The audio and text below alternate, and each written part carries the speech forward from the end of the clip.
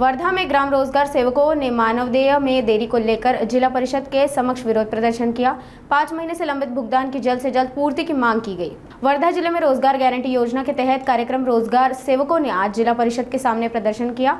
उनका आरोप है कि पिछले 5 महीनों से उनका मानदेय लंबित है, जिससे उन्हें आर्थिक कठिनाई का सामना करना पड़ रहा है। रोजगार सेवकों ने पंचायत विभाग के उप मुख्य कार्यकारी अधिकारी को ज्ञापन सौंपते हुए मांग की कि जल्द से जल्द उनका बकाया मानदेय दिया जाए। इससे पहले इस मुद्दे को मंत्रालय स्तर तक उठाया गया था, लेकिन समाधान नहीं निकल सका। अब रोजगार सेवकों ने एकजुट होकर जिला परिषद के समक्ष विरोध दर्ज कराया है और जल्द निर्णय लेने की मांग की है। महाराष्ट्र राज्य ग्राम रोजगार सेवक संघटना वर्धा जिल्हा 5775 अंतर्गत जिल्हा परिषद वर्धा येथे आमचं जे रोजगार सेवकांचं जे थकीत मानधन आहे माहे ऑक्टोबर पासून तर फरवरी पर्यंत आणि 3 ऑक्टोबरचा जो जी आर निघालेला आहे तो आजपर्यंत गव्हर्नमेंटने अंमलबजावणी केलेली नाही आहे आणि 6 महिन्यापासून आमचं मानधन सुद्धा झालेलं नाही आहे। त्यामुळे आम्ही जिल्हा परिषद वर्धा येथे निवेदन देण्यासाठी आलेलो आहोत। जर आमच्यावाल्या 1 एप्रिलपर्यंत आमचा मानधनाचा आणि 3 ऑक्टोबर जी आरचा विषय मार्गी नाही जर लागला तर आम्ही 1 एप्रिलपासून पूर्ण वर्धा जिल्हा कामबंद आंदोलन करणार आहोत आणि याच्या सूचना देण्यासाठी आणि निवेदन देण्यासाठी आम्ही वर्धा जिल्हा परिषद येथे आलेलो आहोत। आता 3 ऑक्टोबरच्या जी आरच्या अगोदरपर्यंत आम्हाला पर्सेंटेजनुसार मानधन होतं।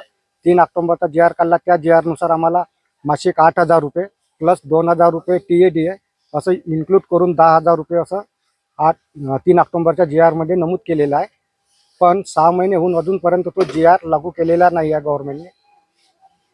म्हणजे 6 महिन्यापासून अशी आजपर्यंत महाराष्ट्रामध्ये अशी एकही संघटना नाही किंवा कर्मचारी वर्ग नाही आहे की 6 महिन्यापर्यंत पेमेंट न भेटणारा एकमेव वर्ग म्हणजे फक्त रोजगार सेवक हेच आहे। फक्त गव्हर्नमेंटला बाकी सगळ्यांना पेमेंट करण्यासाठी पैसा आहे, फक्त रोजगार सेवक यांच्यासाठीच फक्त 6 महिने होते तरी पण पेमेंट देण्यासाठी पैसा नाही आहे।